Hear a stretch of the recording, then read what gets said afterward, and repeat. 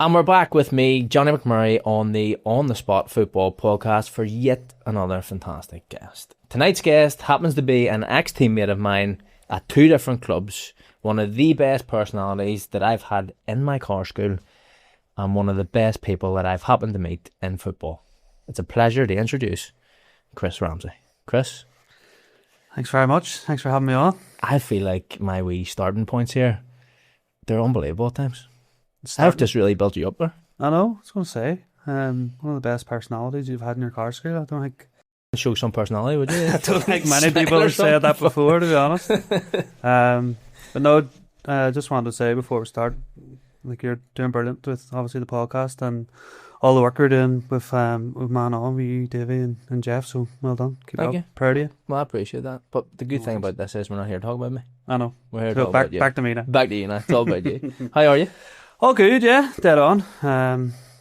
Say, glad to come on and talk a bit of nonsense for... You were one of the first people that I messaged, and at the very start probably wasn't the ideal time to come on. Like, No, you asked me, I think, around the time where Gary Hamilton and Joe McDonnell had been on, and they obviously went into so much, and just thought it was a bit of a tough act to follow. Put you off a wee bit. So I think just give it a couple of weeks and we'll take it from there, and here I am.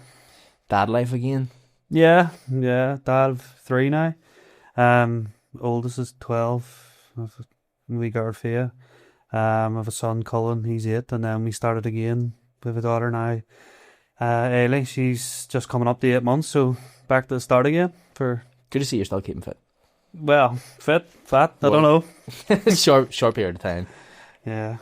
So yeah, no, it's been brilliant, to be honest. Kind of came at a good time. I was out of football as well. I hadn't been coaching or anything, so I've had a lot of time in the house, with probably the first time that I've had that time with a new baby. So yeah, brilliant. It's kind of weird because we've both had the same time off with kids. Yeah. Do What you age know, is yours now? She's 14, 15 months now.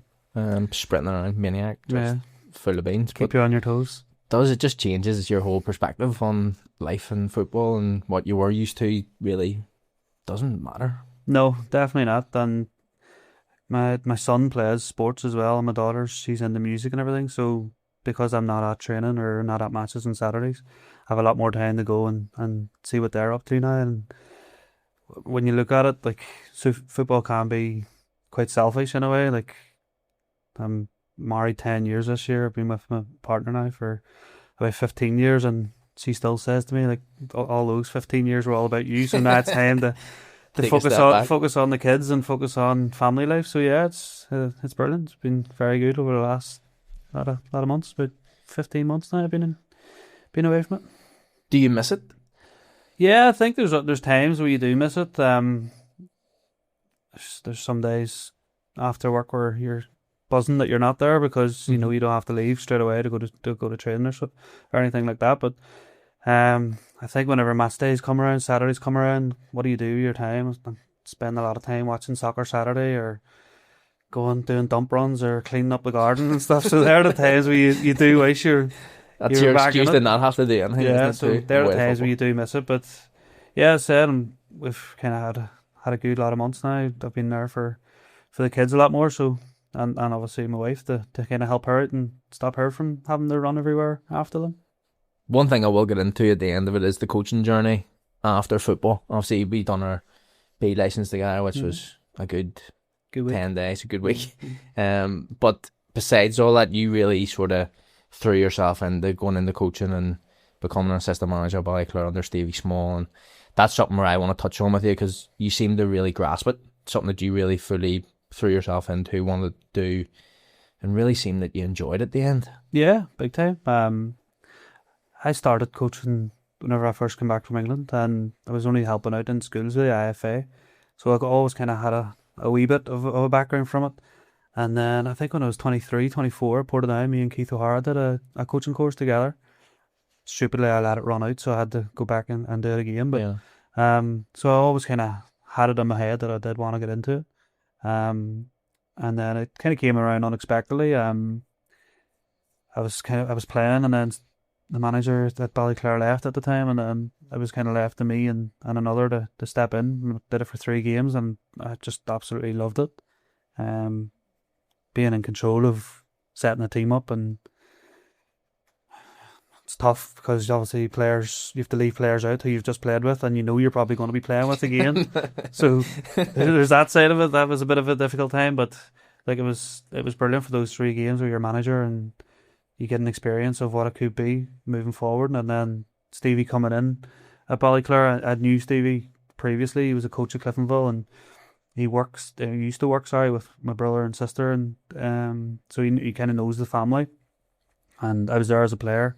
I actually said to the chairman at Ballyclare as well that I'd take it if nobody Nobody applies for it. No badges at all. Yeah. Said to him that I would take it, but Stevie came in and he rang me after his interview. I think he knew it kind of went well and said would I be interested in coming in and helping him out, and I did. Good. Well, we'll get that because it's something that I want to touch in on as that sort of journey materializes. But one thing that I have to talk about, and usually I bring it right back to the start. So childhood and growing up, and I've known you a long time, and I've heard so many times how you were the best kid in West Belfast and you went to Man City. So From now me? you actually, yes, so now you actually get to sit down and tell me in detail what it was like for you as a kid, how far advanced were you compared to all these other wee shit players, and then also you getting to go to Man City. What was that like? So Here we go. I'm sure if you had a load of people on, you asked them that question, they'd be able to tell you because I've told that many people. But no, I think I was always really, really quick as a kid. I know probably you might not have seen the tail end. You might have called the tail end of that. Yeah. But no, even like as a kid, I didn't start playing till football till I was about 10 or so. Obviously playing in the street with your mates and playing in school lunchtimes and stuff like that. But it was one random Saturday morning that I think it was during like the pre-season or something for one of the teams, and they didn't have enough players to play. And a couple of ones from my class in school came round and grabbed me, said like, "Do you want to play a match here?" Yeah. So I went round and I played centre midfield, and then I think after about 20 minutes, centre back got injured, so I got moved back. And I was dribbling out, like from centre back with the ball just past everyone. And I was going like, "This is class. This is easy." Like, but it was actually a bit of luck where kind of the scouting sort of thing started. There was a guy, Tony Coulter, he was called. He was a scout for Man United over here, and he had went to watch a guy. I think he was playing for like St. Pat's or one of the Ardoyne teams. And he went to watch him. This guy had scored 40 odd goals in the first 12 matches or something. So he went to watch him, but he got the timings wrong for the match. So I think they were due to kick off at 11 and we kicked off at 10:30. So he thought he was there at 10:30. So he stayed and watched our game. And again, I think I'd scored 2 from centre back just by dribbling past everyone. Okay. And my dad got a call later on that night, and it was from Tony Coulter saying that they had a centre of excellence in at Boucher, we call it, where Linfield train. Yeah. They had a centre of excellence there on a Sunday, and then they had a centre of excellence in Lisburn on Wednesday night, and they had a game on the Sunday, and we don't want to come down to play in the game. So it was a bit of luck, and I think that's one of the big things in football is having that bit of luck.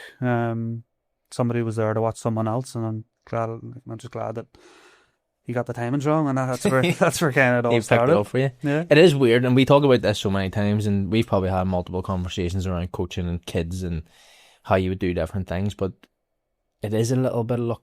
It does go a long way. Yeah, big time. And I think even when you start to get older, there's certain managers like certain things, and again, that's just a bit of luck at times where someone might see something in you, and then you're in the team, and then your career then kicks on from there. But so yeah, I think luck does play a bit of it. Obviously, you have to have the talent as well. Like, I don't think anybody would make it without talent, but a bit of luck goes a long way, definitely. Whenever you obviously make that connection with the scouts and stuff, and you start to potentially seeing yourself going to these centre of excellence schools, these trips across the water, and does that become scary for you? Does it become a wee bit much at the time, or do you fully embrace it, and are you very much so like, I'm excited and this is what I want to do next? Yeah, I don't think there was any fear at all. I think like every boy, whenever they start playing football, they want to be a professional footballer. They want to get to England. They want to play in the Premier League. They want to do as well as they can do. So I was no different, no. So didn't have any fear of it at all. It was just something that I was buzzing about, to be honest. Like, obviously, I was only the centre of excellence for Man United, but to be kind of scouted by Man United, obviously at that time they were probably the biggest club in the world. So you just complete excitement. Did you get many trips across? Yeah, I was over Charles for a lot of different teams. I think there was near enough missed out on a full school year because you were going away that often. So yeah, I was over at Man United a couple of times just from being with their centre of excellence and stuff. So, but you were there for their school year's different. So they were off.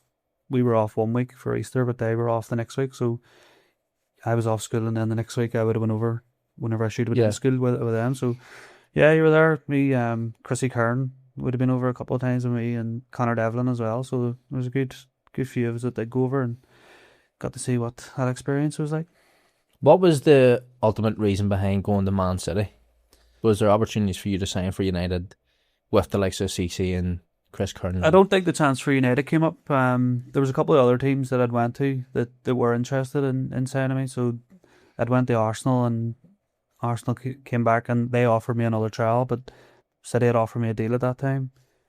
Portsmouth actually offered a really good deal in comparison to what I'd signed at Man City. I think Huddersfield and then a couple of others that had been on trial too that wanted me to go back. But when I went over to the City, their academy trained separately from the first team. So when you walked into their academy, kind of like a canteen, they had on the wall just all the players that came through their academy and got into their first team. And at that time, I think there was 33, 34 players that made that jump right from through the academy right through into the first team. And that was something that you could kind of have a bit of hope for yourself, that if they've done it, that's a chance for me. And City weren't the club at the time that they are now. Whenever I first went over, Stuart Pearce was their manager. There wasn't, obviously they're a Premier League team, they're going to have a lot of money, but there wasn't the takeovers that they had now. And whenever I had signed, like the first year, they had their first takeover from a guy from Thailand, Shinawatra, I think his name was. I say I think his name was, and I've just put it perfect. Nearly sure it's his name. You literally said it in Thai. So yeah, he was the first one. He took over. He took over the first year or so that I was there, and then by the time I was leaving, they had another takeover again. So the money just went right through. Now, I do think they still have a good kind of pathway from their academy into their first team, but at that time they were signing megastars. Like Robinho was one of the first megastars that they signed, and it was just, what chance have I got now? The wee kid from West Belfast, and they're signing boys from Real Madrid and everything like that. So that was one of the maddest signings, wasn't it? Like, and it was actually true, because he had said he didn't know there was another team in Manchester, so he thought he was signing for United. That is true. Like, that was said in the training ground and everything. Like, but yeah, that was one of the first big ones. I think it was 30 million or so at the time, and that was massive money at that. So that was 2007, 2008 or so. It doesn't actually feel like it was that long ago when that takeover happened, because they've been flying so high for so long now. Well, I think the second takeover was the big one. That was the Sheikh Mansour come in, and they just obviously kicked on from then. When you're talking about contracts and stuff, and you're saying that your contract with City wasn't as good as the Portsmouth one, when you're talking about the likes of the money and the finances, was there much difference? I think with the Portsmouth one, it was near enough double the money. But I just seen the kind of pathway from the amount of players that had gone from the academy into the first team, that I thought that was a better chance for me. Ryan McGivern was there. He was in Northern Ireland International. He had made the move. I think he was maybe 2 years younger than you usually would make the move. And Andy Mitchell, who's at Derry City now as well. Me and him signed on the same day, so there was that kind of familiarity, and you knew a couple of people there as well. At City, they offered me a 2-year apprentice and then 1 year guaranteed pro, whereas Portsmouth had offered, I'm nearly sure it was either a 1 year apprentice and a 3-year pro, or a 2 and 2. And then Portsmouth, when you look back at it now, if I had went there, they probably could have been a more of a chance of playing, because I think they got relegated the season that I went to City. So obviously you're going further down the leagues, there might be more of a chance there. But they didn't have an academy. Theirs was a centre of excellence. So up until you were 18, you were basically in a centre of excellence. They didn't have like an academy league or anything, what they would have now.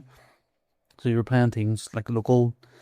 I think one of the games I played there was like a local university team or something like that. So when you see that, and then you see at City, you had the chance to play against United and Blackburn at the time, professional, Liverpool, Everton. Yeah. It was just off for me like that. I prefer to be in that environment than the Portsmouth one at the time. So you signed in the same day as Mitch? Didn't know that. Yeah, same day. I think there's a photograph of us, two of us. So whenever they sign an academy player, they bring them out at half time, and they in the stadium make a big announcement over the tannoy, and you get a photograph with the academy director and everything of your name on the back of his shirt and everything. So yeah, me and him signed on the same day. How did that go for you though? So you've now entered in the professional setup. You've moved across. Were you in digs with the likes of Mitch and stuff like that as well? Obviously, no, so his family moved over. So I think he went over a year or two, because Mitch might be 2 years younger than me. So I think his family moved over for that reason, that he couldn't move over by himself because you weren't allowed until you were 16. Okay, did you? So the first house that I went to, I was in with Gary Breen. Okay, yes. I ended up playing. Breen followed me I followed him first, and then every single move that I made after, he ended up there. So it's one we've had a laugh about a couple of times, me and him. But so I was in with Gary Breen and then a guy called Ian Daly. And when you talk about like chances of signing for clubs, this guy Ian Daly could have had the pick of everyone. Okay. And I'm not talking about just England. I think there was teams in Spain and everything looking at him. Right. This kid was unreal at the time. He was like Berbatov. Okay. Big, tall, skinny, but see his feet, his touch, everything was just unbelievable. And I played a game against him. I was Northern Ireland against Republic of Ireland, and he just so much class about him. And he chose City, obviously for probably similar reasons that what I seen. So there was the three of us in digs. And we were in with we're actually in with a woman from Dublin as well. So again, there was that familiarity. There was an Irish woman. You were moving over and you were living with an Irish one. It was her husband, and then she had a child as well at the time. Nice. So, yeah. So it felt very comfortable for that move anyway. Yeah, definitely. It was something to I think the familiarity of it was something that you knew. Like I knew Ryan McGivern from the international setup. So I knew I had him over there straight away. I knew that I'd heard that Ian Daly was signing, because he went over and he played a couple of wee games, and he would have been there as well. It was actually over with Conor Devlin there as well at City, and Nevin Spence, so the Ulster rugby player. Yeah. So he was there. The three of us went over and played a couple of trial games. But yeah, that familiarity, and that was one of the reasons why I probably chose there. There was like a family feel around the club, and then obviously they're putting you in digs with some of them from Dublin as well. They're probably seeing that familiarity as well. Whenever you start playing games, competitive games, so the league is the likes as you talked about there, your Liverpool, Arsenal, United.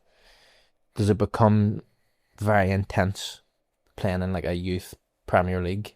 Aye, so what way City have it? So you're 2 years in the academy. So the first years, you have to be brilliant, to be fair, to get through into the first years, or to get through into playing the 18s. So their main focus was on the under-18s league.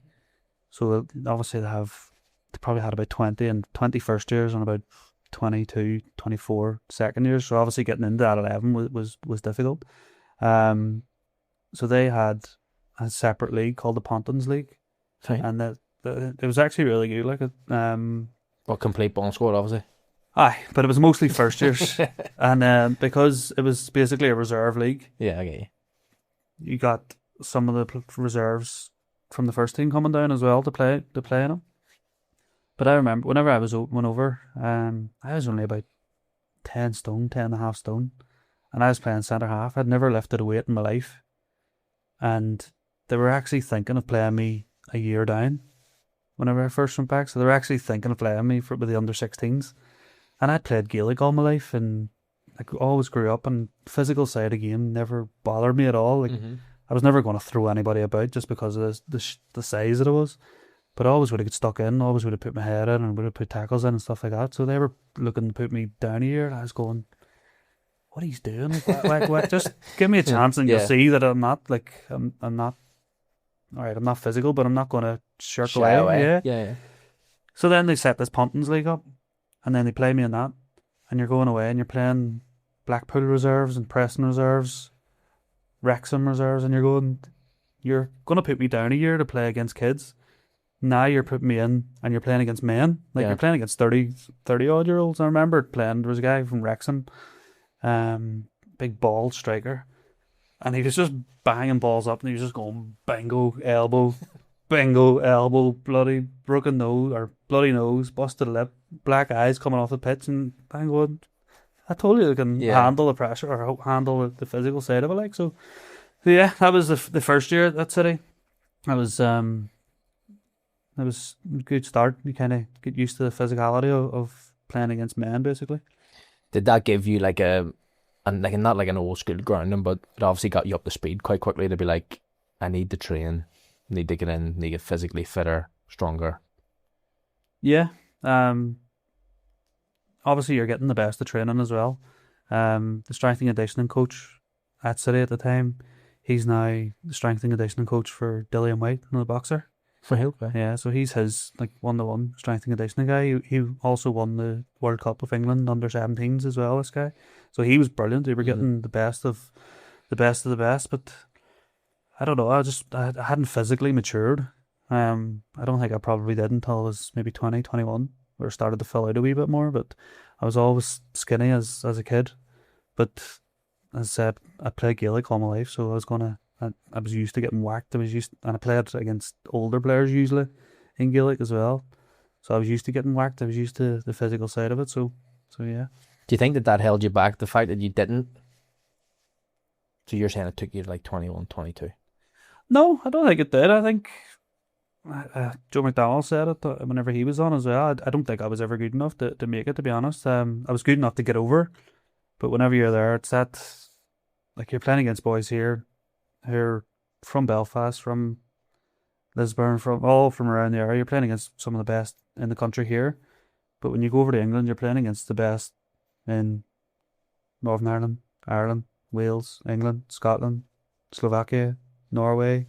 So you're playing against all these boys that they're the best in their countries as well. So yeah, it was a good grounding whenever you get over. Like, were you starting to see levels? Is probably one of the best questions. Did you go into training and be like, okay, he is frightening, he's a joke, he's... With some players, with some individual players, I think overall I didn't. I thought, like, I feel okay where I am. I don't feel completely out of place. But with certain players, you could just tell the complete difference in them. Like Kieran Trippier was in the year, he was the year below, but Ben Mee was there. Both went on and had unbelievable careers. Even Ryan McGivern, unbelievable career as well. So you can see with certain players, Vladimir Weiss went to Rangers, played Slovakia international for years upon years. So you can see with certain players that they're just that step better. Yeah. And that kind of reflects in the careers that they have. Whenever you're sort of coming to your time at City, you have your 3 years. Do you know that there's no progression there? What's that like for you? And is there opportunities to go elsewhere? Hi, so when you come to so I got told in March that there was no contract for me. I kind of knew anyway. I'd only played about 6 or 7 reserve games all season. And the manager has a meeting with everybody, whether they're going to stay on, give a year, 2 years or whatever. And he just said to me, look, there's no deal for you. And even though you know what's coming and you expect it, you're still disheartened. You're still, that's me done with football over in England or whatever. But during that meeting, you'd actually said there's a couple of clubs that have said that they would have a look at you. So I went down to Cheltenham, I think maybe a week or so after I got told. Didn't realise how far Cheltenham was away from Manchester. So drove down in the morning, 4.5 hours, played a game. Done alright to be fair, but played a game and drove back up 4.5 hours later, and they didn't offer me anything anyway. So 8 hours, 9 hours trip wasted. Didn't get to see the horse racing either or nothing like that. So yeah, I went to there. I was the first one, but that was before the end of that season. And I had an agent at the time, for whatever reason. I don't know. I didn't pay him or anything. It was just some guy that I think was doing somebody else a favour. Yeah. So it's probably just some fella that doesn't have his agency license or just something. on the phone to you. Aye. He sent me a couple of pairs of boots, so I got something out of it, like. Aye. That helps. But he organised a couple. It was the Northern Ireland manager, Northern Ireland under 21 manager at the time, Steve Beaglehole. I don't know. True. Is that his name? Yeah, Steve Beaglehole. Sorry. He, I know. Very rude of you to laugh at his name. It's quite a funny name, like all that. So it was some Probably guy. a very nice guy. He was, yeah, he was a good coach. Some guys that he knew, I met up with him for one of the international trips and said to him, like, do you reckon I should get an agent? And he said, well, you come into, you've no club, you're going to need someone to get some sorted. So he put me in touch with these guys. They got me a couple of trials set up for when I come back. I went to Barnsley, and the girl who I was living in Diggs with, so we moved Diggs after the first year, and the girl was closer to the training ground. Still keep in contact with that family as well now, so there's that good relationship built up there. But she let me stay in her house when I come back, even though I wasn't a Man City player anymore. So I went and trialled at Barnsley, and you know when you're young and you're stupid, and you think that you know everything, and you think you know better than everyone. Didn't really train during that maybe 6 weeks off, a couple of sessions or a couple of runs or whatever.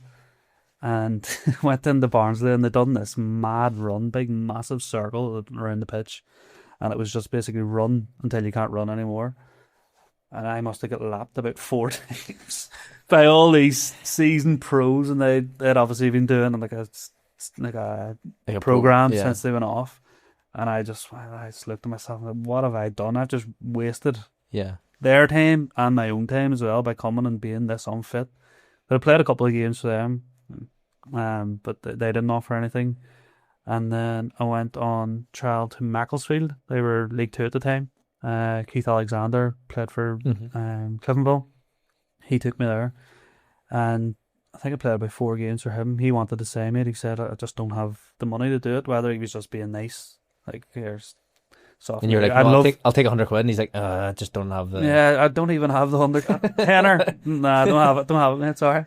And then the worst one that I went to was actually Grimsby. Grimsby were League 2 as well at the time. And I played, no joke, I think I played about 6 games for Grimsby. Half a season, for fuck's sake. Basically. And they played me right back, played right midfield. I played 5 games all in, and I'd scored like 3 goals from right back and right midfield. And then they played me 1 game at centre back, and I was the oldest player in the team. And I was 18, so it was a kids team, like a really young team.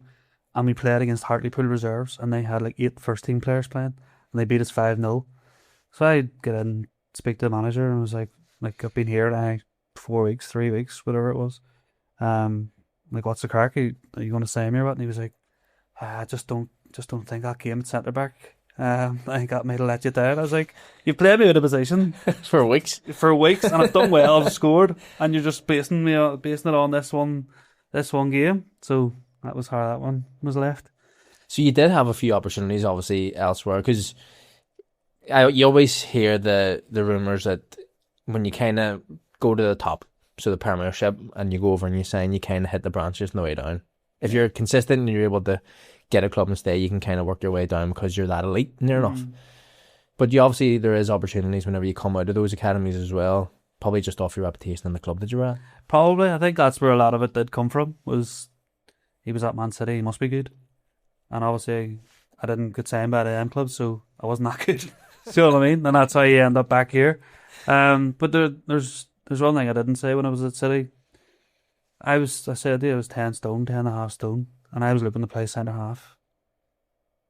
What I should have been doing is staying behind, going into the weight room every single day to bulk up, torturing the nutritionist, torturing whoever to say, right, how can I get to 12, 12.5, 13 stone? Whereas even the last year I was at City, you were up in reserves and you trained in the morning and that was it. You just went home. Right. For what reason did I go home? Yeah. I was going home, sitting on the sofa playing FIFA. or playing Football Manager. I should have been an extra 2 hours, 3 hours at the training ground, kind of working on myself. But that was, you were busy if you did that. I mean, like, people were like, oh, look You at him. fall into that category of, I don't look wanna at do this that. fella, he's Yeah. training, he's doing extra, like, what's he at? Yeah, and you're like, now I'm older and more mature, and you look back at that and you go, I had everything that I needed there, and I wasted it. What did I do? Like, I went home, sat on the sofa, or went to watch a film at the cinema or something. Like, 2 hours now. So anybody at all that's going over there, going over to England, and have the best of opportunities, I'd say to them, don't waste it. Like, I remember saying to you whenever we both were at Larne, that no matter what, I'm going to make sure that I do everything here to be as best as I can. Like, I remember days, even us staying in the gym after training, doing runs if you weren't playing, always doing more. That's probably about the only time I was fully professional. But you had to be, and it's not a regret, but you look back and go, what, like, why did I do it? 10 I should've. years younger near enough. And just because you were worried about people saying, oh, look at him, he's doing extra. Yeah. But you're doing extra for yourself, do you know what I mean? You're like, football is selfish. You have to look after number one first. Yeah. You look after yourself. But then do you not think that probably comes with naivety from yourself, one, but also not having somebody close to you to be like, you should do this? Like, sometimes it just takes somebody to push you. Like, well, if anybody came to me now, I'd be saying to them, make sure you're doing this. And I wish, now, like, I have older brothers and stuff as well, but they didn't know that I was just going home. Yeah. Obviously, mum and dad, they didn't know, they were back home, so they didn't know that I was just going home after training. And if they were there, they probably would have been, back in the gym. Like, why are you sitting in the house? Yeah, Go do something. what are you doing? Go play hide and seek or something. Get back into the gym. Get out of Never the mind. house. Get back in. Like, you've everything there in front of you. You've weight room. You've all the fitness machines. It's not like it's closing. Aye. Do you know what I mean? Let's stay open however long you want it to stay open. You know what I mean? So Was there people doing that though? I remember Craig Bellamy had signed for City, and the first team were the same.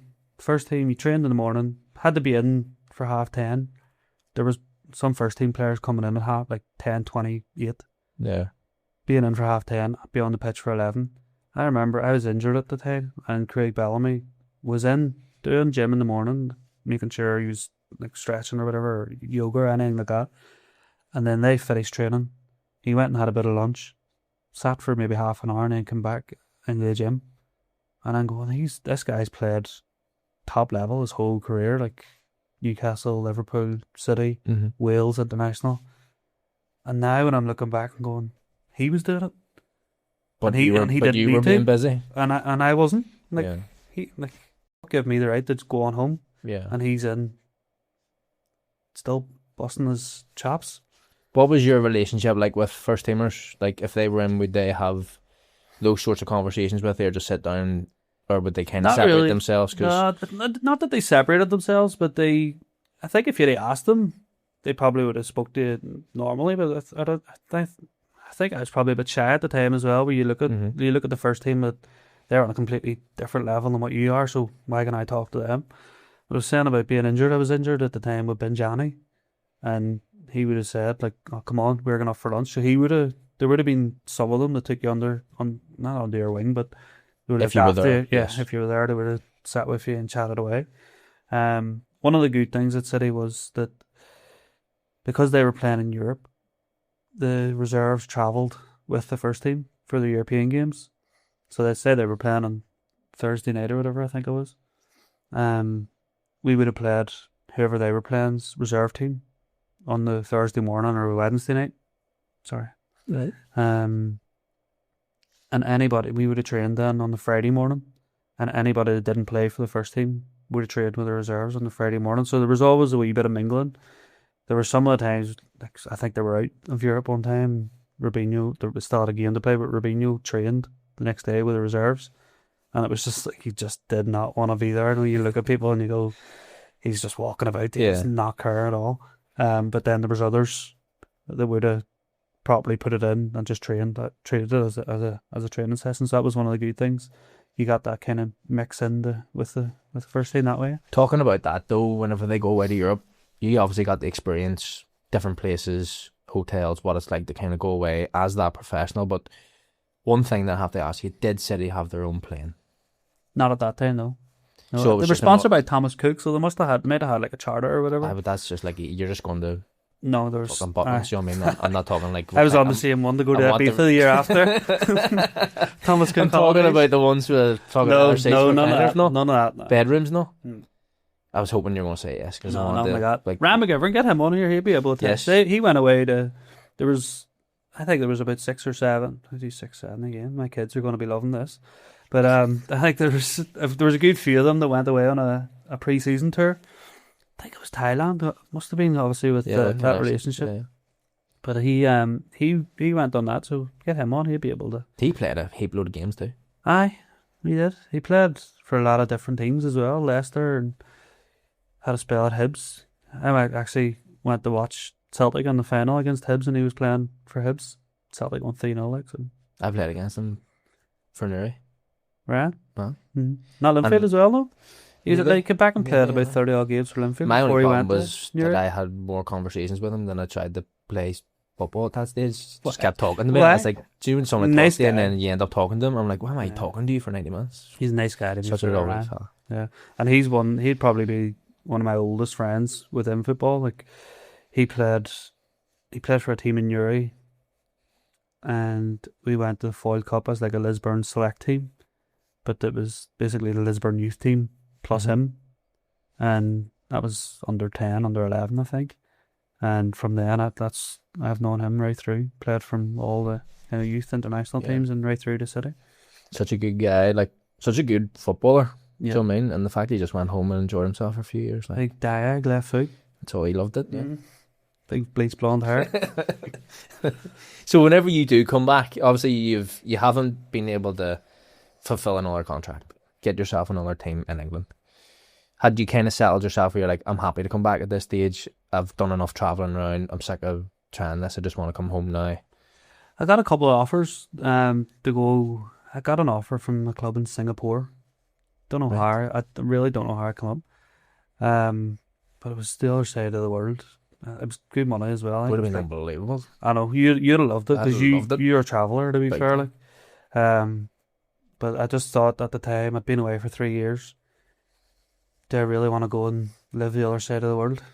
You, yes. Me, not so much. I kind of had that time away. Kind of annoys me that people get these offers. Yeah, it was $2,500 a month, and they paid for it. That was your house paid for. So the $2,500 that you were getting was your money. I was like, oh, the language is going to be all over the place. Food, I mean, Lifestyle. Google Translate. English is their second language. See, Do you know what I mean? Like, you're freaking out. Didn't What are you on look- about? Like, we're fully yeah, didn't pretty look much into it. pretty much England. Well, I just seen it, and I was like, nah, not for me. I just decided to come back home. Whenever you did come back, Yep. who was at Ballymena at the time? Roy Walker. The main reason why I signed for Ballymena was there was a guy, assistant manager, Jim Grattan at the time. You know, Mhm. Willie Grattan, the Yeah. tattoo. His dad was the assistant manager at the time, and he was my assistant manager for Northern Ireland in the under 17s. Okay. So I came back and he said, "Look, come up here, keep yourself fit. Sure, if anything comes up, you're still taking over. You're still training with the team." And I said to him, like, "No worries, I'll come up, train away. And if I do sign for anybody back home, if I do decide to sign for anybody, I'll make sure it's here." So I signed there for, I think it must have been an amateur or something because I can't remember signing contracts or anything. But I'd agreed to stay till the end of the season. I'll say, like, if I do decide to come back home, I'll sign. I think it was October that I'll stay right through to the end of the season. Whenever you come back, the only thing I'm ultimately thinking of here is wages. So you've came from Man City. It wasn't even the wages at Man City though. Sorry to interrupt you, but see, even the wages at Man City, it was like 450 quid or something. It wasn't. There's players now in the Irish League that are on double that probably. Triple, maybe. Well, Definitely triple. Quadruple, You- probably. No. you were one of them. Yeah, one stage. Last year. I wish. Yes, Yes, but I mean, whenever you come back, and not even that the wages are going to be that big, because I know that you're just out of your scholarship, you're just in your first year pro, it's not going to be massive, but Aye. you're still full time, it's still a wage. Whenever you come back, that's obviously not going to be there, so it's potentially looking at jobs, Aye. getting yourself back to normal. How quickly did you fit into that routine? If you ask my ma, probably not well because I didn't have a job. I was probably staying up all night, sleeping all day. Mm-hmm. So yeah, that's kind of what sparked me to get a job with the IFA and in the coaching. I knew a couple of people. Guy Phil Melville, he was doing that. He was my coach at the Milk Cup.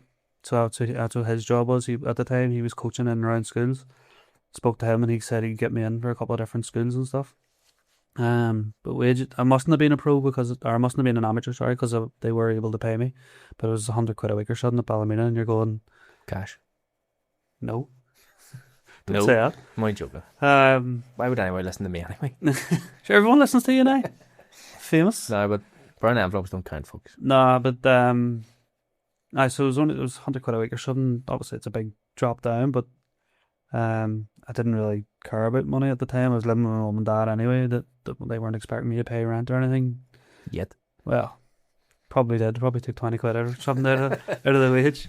But I remember getting the first wage that I got or something. I remember we were away to Institute, and my mum and dad used to travel every single game that I played for when I come back home.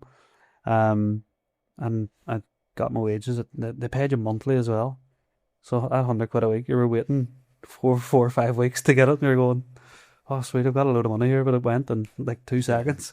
But I remember coming back from Institute and I said to them, because like I had money in my pocket, I was like, we'll stop off and bought them some lunch. Nice What guy. a son. Yeah, nice guy. That's why I didn't charge me rent. And that because it's food as well. Now, don't get into that conversation. That's bad crack. That's bad crack. Did you enjoy coming back and settling into the Irish League? Your first taste of Irish League football? Yeah. What was that like? Was it different? Massively, I think it was like, obviously you're full time. Like, whenever I come back, the first 10, 12 games I played, I was just like, this is easy. Mm-hmm. This is so easy for me. Like, I felt like I was so far ahead of everybody else because I had been full time. Like, nobody was full time here at the time. I think Linfield might have tried it, but like, you know yourself, you speak to couple, they were sitting in the sauna with Davey, eating lunch. So I think they were the only ones that were full times. But I remember whenever I come back, I was absolutely flying. Just felt fitter and felt stronger than everyone. I felt like I just was a step ahead of everybody. But the guy Phil Melville, who had coached me at Milk Cup team, he had said to me, "You're gonna come back here and you'll be here, and then all of a sudden you'll find yourself just dropping way down, and then after a certain period you'll kind of find your level, and then you'll level out there." He had played, I think he played in like Belgium or Holland or somewhere like that. Anyway, like lower down. And that's what he had said to me. So the first 10, 12 games, honestly, I just felt like I was way too good for the Irish League. And I think at like even some of the Ballymena fans at the time were saying to my mum or dad, like, how have we got him? Like, yeah. And that was playing centre back, and again 10.5, 11 stone. But I never get into the physical battles because you playing against like Spike was still playing, Jordan Owens was coming through, Michael Halliday was playing, Gary Hamilton was playing, and you're going, I'm not getting into any sort of physical battle. I'm going to try and outsmart them. I'm going to like touch them here and maybe try and sneak a ball off from this side. Like, so yeah, first 10 or 12 games, I was flying, and then for whatever reason they moved me from centre back into right back, and that came at that time where I'd stopped training full time. Kind of leveled out fitness wise. I just didn't have a good period from, I'd say maybe 4 or 5 games. Just completely struggled. A couple of boys just torture me as well, and I was like, well, geez, maybe I'm nowhere near as good as what I thought I was. Mm-hmm. Probably false sense of whatever for them first 10 or 12 games, and then as I said, he told me you're going to drop, and then you'll kind of level out again. So towards the end of the season, I started picking up again. But Big Ronnie he was the under-23 manager, Ronnie McFall, and he had obviously heard that I was doing well at Ballymena. He called me into the to the Northern Ireland 23s team. Ronnie McFall was the Northern Ireland under-23, so it was basically Irish League players. Is that select thing that you said? It was basically the select team. So he called me in to that squad, and before we even went out to training, this was November time, maybe early December, And before we even went out to training, he was like, "Well, you signed for me in January?" And I looked at him. I was like, "What?" He's like, "Signed for Portadown in January." And I was like, "Ronnie, I can't. Like, I've given word to Ballymena that I'll stay there the full season. Maybe at the end of the season we can talk." And he's like, "Right, okay." Went out and trained, and got a letter through like a couple of days later, and was like, "Oh, you're no longer involved in the squad." He called me in to try and save me, and I just went, "See you later." No Put chance. you in to get a conversation. So that was my first dealings with Ronnie. To be fair, you end up signing for Portadown, but Ronnie always scared me. I don't know why. Like he was a big presence, especially whenever I met him at 15, and it was just me in the Europa Hotel, him and Kieran So he Harding, does all his and dealings. I That's was right, like, saying for him. looking up at this giant of a man. I was like, I'm not actually afraid of you here. I'm not doing that. But I think everybody has that perception of him. There is times where he does lose it, and you do have that kind of, you are intimidated a bit. But I think whenever you get to know him, he's actually quite soft. okay, Like not not petty not verse up, about, but yeah, but he's a really nice way about him. But I do think he has that perception. But I met him then in January, or no, February must have been, whatever. And I'd agreed to sign for him then because I dropped you out of the squad. and they were going away to Portugal. The 23s was going away to Portugal. I was like, I'm not getting left out of another squad here. I have to sign for him. Like, Get me involved there. Yeah, I have to sign for him. So I met him in Europa Hotel, and I think Portadown were coming to that. I think their players had started to age a wee bit. Okay. And I was 20 at the time, so I think Was this at a stage where the likes of Guy Hamilton stuff were Portadown? he had left. So he was at Glentoran. It was John Convery. I think I'd come in to replace John Convery. Okay. And John Convery had been Irish League legend, Mm-hmm. won trophies with Portadown. And I think Andy Hunter had left as well, and that's it. So I was coming in to be kind of the next kind of Fresh legs. fresh young players that come through. But that Portadown team, you look at the players that were involved in that, and you go, how did they not win anything? Yeah. Like, I know there's a lot of criticism around certain people in the Irish League, but at that stage, you're coming through. After that, you had the likes of Gary Twigg playing up front. frightening. You had Darren Murray. Two of them were banging goals in. Yeah. They were electric together. But even before that, they had Wesley Boyle was involved in the lead squad that got the Champions League semi-final. Like, this guy, joke. unbelievable. Best first touch I've ever seen. That Kevin Braniff, Braniff like was Ian, yes. probably the best player that I played with in the Irish League. Keith O'Hara, Jamie Tumulty, so Neil McCafferty, Shane McCabe, like the players that the Portadown had. And I think we finished second 2 or 3 times in the 6 years that I was there. We got the final of a League Cup and we got the final of the Irish Cup. Like, for the team that was there, it wasn't good enough. Like, we had a good 14, 15 potentially, but squads. He always done that. Yeah. Because whenever I spoke to me, I think he spoke to me probably just around the time when you had signed, and they were Darren Murray, the likes of Guy Twigg, they were still there, and he was saying to me, like, he was only 16 at the time. He was offering me big money. I was like, what do you mean you're offering me that money? Like, I don't even work. You're getting nothing That's at the like, minute. I was like, that's nuts. But if I had somebody who was football orientated and said, like, you can't really turn that down, you're going to potentially play, because he had 18 players, and if they got any injuries, they were done. You couldn't compete. Well, I think it was always about 15, and then there was maybe 4 or 5 local kids that were always kind of on the bench or in and around the squad. And as you say, if you start to get injuries or suspensions to some of those 14 or 15 players, that's probably where we kind of fell short. Definitely in the league. Like, if we missed a couple of players for any period of time, the quality coming in to replace them wasn't overly there. How long were you there for? 6 years. So in 6 years, you have 203 appearances, 4 goals, and then you lost the Irish Cup final. Yeah, I was sub for that. You were sub for that, yeah. That was the Galty final, which is so mad when you look at it. Were you playing up to the cup final? I think I played in the quarter final and was either suspended or injured for the semi final. The semi final was at the Oval, and I remember watching it from stand. So I don't think he would have left me out of the squad for that, but I must have been injured or suspended. And we I think we beat Ballymena in the semi-final. Big Mountsy scored, and maybe Richard Clark as well. The older Richard Clark, not the Ballymallard one. I think he might have scored as well. And Sean Mackle, do you remember Sean Mackle? Yeah. Midfielder. Used to score. He's brilliant. Used to score bangers every week. Yeah. He was due to start left wing, and I think it might have been Andrew Burns. Which one played for? I know they both played for Linfield, but Aaron Burns played most. Aaron Burns played for Linfield now. So it might have been Andrew Burns that got injured in the warm up. So Mackle went from left wing to right back before the match. Sick of him striker to centre half striker to nets.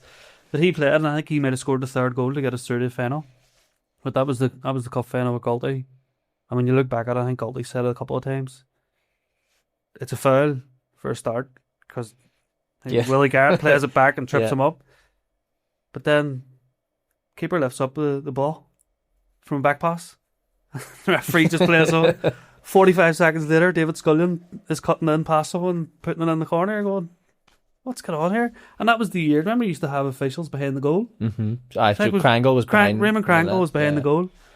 I think Galty gives him a hard time still about it now. I'm sure these you days. haven't lived that down there. You're probably raging about. Aye, well, I was sub at the time, so. This is a question, and most people probably, if you've been in the situation, because I've been in Irish Cup finals and I've sat on the bench, you don't feel a part of it. As much as the whole aspirations of the day, I've got lucky with mine. Yeah. You scored? Yes, so that's what I'm saying. So I've got lucky because I've came in that I've been able to contribute. But whenever you're not involved in a game that magnitude and everything's hyped up, you don't really feel like you've contributed.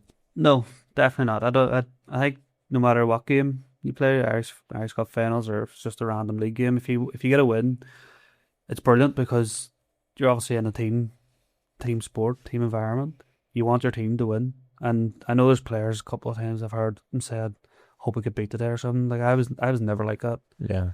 Maybe you win, but the person in your position doesn't play well or something like something like that. Or he gets injured or something. Well, no, that's back crack. Come on. Because I was usually the one getting injured. But no, I think whenever you're in that, especially the game that magnitude, you want to be a part of it. But if you're not, you want to make sure that your team's winning. Mm-hmm. Because even the time that we had after the Irish Cup final was unbelievable night. Mm-hmm. Great crack. We went back to a hotel in Portadown for dinner. All the teams together with their wives, girlfriends, partners, all having a drink together. So, yeah. Whenever you come to the stage where you're leaving Portadown, so you've had 6 years there, as I say, 203 appearances. It's your biggest stint in one club. Yeah. Looking back over that, was that probably the most enjoyable because you played the most? I think when there was a season at Portadown, I think it was the second season where I hardly played. Okay. They'd signed Gary Breen and they signed Brian Gartland from down south, and they came in and they basically just took me out of the team. I was playing back up to them, and I'm nearly sure that was the second year. And then I got back into the team in the third year that I was there, and a couple of clubs had came in. I was unaware of this, by the way. Ronnie called me in and said, "Look, we want you to stay. New deal. We want you to stay. Here's a deal. Send another 3 years." And then after, he was like, "Here, these are for you, by the way." There's like 4 different clubs that have contacted, all sent letters in wanting to speak to me for next year after I'd signed the deal. So, do you know what I mean? Like, that's why Ronnie's one of the best. Like, that's why he was one of the best managers in the Irish League, because he just didn't tell anybody wanted them. Signed them and then told them that they were wanted. You've no other options. You're staying here, and then you stay here. Next thing, there's 6 clubs after you. But no, I think whenever I look back at it, I probably, based on the second year, I probably should have left at that time. Okay. Because I never felt like I was his number one man. I always thought that, obviously, Bruni came in, Gartland came in. I never really felt as if I was his main man at the back. And when you play football, you want to be number one. You want to be the number one in your position. Like you're probably no different. when you're playing up front, you're the main man. Yeah, you want the confidence, yeah. Yeah. So looking back now, I probably should have left, but I think because I got back into the team the third year, I'd agreed to stay on. Like, don't get me wrong, I loved my time at Portadown. I've made some really good friends with people. It was at the time. I don't know what it's like now. I haven't been back in a while, but it's a real family club as well. Like, even the supporters, they were all close to the players as well, and I loved it. But when you look back, there's probably a bit of frustration because we didn't win anything, especially with the team that we had. Like you mentioned, Twig, Doozle, Brown, all the players. That, like, how did we not? Yeah. How did we not win something? Cliftonville comes calling. Was it a very easy yes for you to want to go to Soldier? Yeah, big time. I had went with my godfather to Cliftonville when I was about 8, 9. We went home and away every game, so I'd always followed them. Stopped kind of following Irish League as I started playing as well because games kind of clashed or whatever. But yeah, they came in, and once they came in, I did speak with other clubs. I met Stephen Baxter, the Crusaders at the time. But once I'd spoke to Cliftonville, it was kind of... It was always Cliftonville. Yeah, it was always... I always wanted to go there. Family or supporters as well. My cousins used to go to every game, and so it was a pull there to go and sign for Cliftonville. Who was a part of that Cliftonville squad when you signed? So again, they were coming to the end. They'd won the league in 13 or 12, 13, 13, 14. And some of their players were getting older. The Skinnells, Georgie left the season that I'd signed. So all their squad was kind of being refreshed. But Chrissy Curran was there. Tomas Cosgrove, my good mate, the curly bap. He was there. Donnelly brothers, Marty Donnelly, again, another good friend. So yeah, they were kind of in that transition from winning those leagues. Could they freshen up and go and win again? So I met Stephen Baxter though, and they go and win the league. I turned them down to sign for Cliftonville, and they win the league back to back. Missed out on the only man who was smart enough was Dermot O'Carroll. Dermot O'Carroll, four in a row. Unbelievable. What a man. Was that a frustrating period? Because when you look at the amount of appearances that you had over a 2-year period, it must have been frustrated because you've probably went in there with such high hopes. Yeah. Well, what is it? 14? 15? 14 and 1. 1 goal. Mm-hmm. You talked about luck earlier on in football, and I just had no luck at all at Cliftonville. Just injuries after injuries. I went away. I got married in that summer. I got married in June 2016, and I'd signed for them for the 16-17 season. And probably came back a wee bit. You know yourself, you go away for a couple of days. That happens every year, yeah. I got it, yeah. So you come back probably a wee bit out of shape. Didn't train for the 2 weeks or so that I was away on a honeymoon. But just stupid injuries constantly happen. Obviously trained all through pre-season, get into the season. Didn't play the first game of the season because I hadn't played much of the pre-season games. But I got in the second game against Glentoran on the Tuesday night. Done brilliantly. Done really well. Really good debut. We won 2-0, I think it was. And then played on the Saturday against Glenavon. Felt like it sent off. And I tore my hamstring. 2 centre halves. I tore my hamstring. And I think that was the second time that I tore my hamstring. I'd done it once at Portadown. But it didn't feel that bad. So and then obviously getting treatment from the physio or whatever, and then about 2 weeks later, I kind of said, I'm dead on here, I'm okay to play. And because I was a new signing at Cliftonville, it was my team, I wanted to make an impact. I wanted to back into the team, just cement my place. Yeah. Not do the full rehab that probably needed done, and you were jumping at the bit to get in. We played Distillery in the League Cup, and I'd scored, that was my goal, scored the first goal. We won 11-1, and the biggest result in their history. Yeah, just get that in as well. But I went to sprint 44th minute, 45th minute, hamstring gone completely, done. I was like, fuck's sake, another injury, second injury in the third game that I played. And then you come back. I did all the rehab properly this time. Did everything by the book. Physio told me to do this. Yes, I'll do that. No problem. done everything right. Came back in about 3 months later, doing a warm up, doing like I think it was me and Jamie McGovern, and centre halves, you throw the ball up, you come and head it. Well, I came and head it, and I've came down on the AstroTurf pitch on the line of the box, and there was a divot in the line of the box, and my ankle just goes bang, just completely tore my ankle ligaments. I was like, what's going on? Like, what's happening? This is my dream move. The team that I've supported in the Irish League, and a third injury in 6 months, and I just lost it then. And then change of manager. I come in, I think Jared Little had left at the end of that season. I think I played about 8 games for him, maybe 10 games, and he was the one that really pushed to get me in. Okay.